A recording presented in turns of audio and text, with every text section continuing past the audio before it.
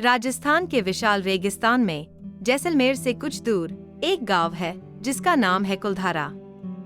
यह सिर्फ एक गांव नहीं बल्कि एक अनसुलझा रहस्य है जो सदियों से समय की रेत में दफन है। कहा जाता है कि लगभग 200 साल पहले तक यह गांव आबाद था, लेकिन फिर एक रात में ही पूरा गांव वीरान हो गया।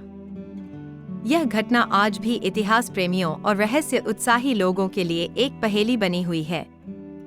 कुलधारा की कहानी सिर्फ एक किंवदंती नहीं बल्कि एक ऐसी गाथा है जो मानवीय गरिमा और सामूहिक संकल्प की बात करती है। कुलधारा की कहानी एक क्रूर मंत्री से शुरू होती है। उस समय के दीवान सालम सिंह की बुरी नजर गांव की एक सुंदर लड़की पर पड़ी। वह उससे डबरन विवाह करना चाहता था, जिससे गांव वालों का स्वाभिमान आहत हुआ। पालीवाल ब्राह्मणों ने इस अपमान को स्वीकार करने से इनकार कर दिया। उन्होंने एक साथ मिलकर गांव छोड़ने का फैसला किया।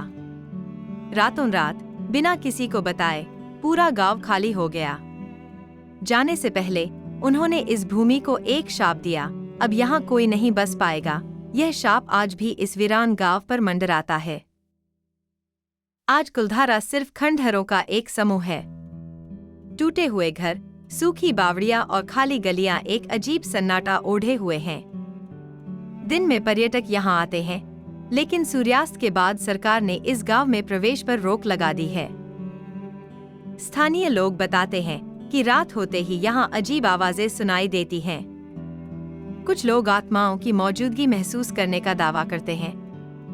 क्या यह सिर्फ हवा का शोर है या उन पूर्वजों की आत्माएं जो आज भी अपने गांव की रक्षा कर रही हैं? कुलधारा का रहस्य आज भी बरकरार है। क्या यह सिर्फ एक लोक कथा है या सचमुच इस गांव पर कोई अदृश्य शक्ति का प्रभाव है?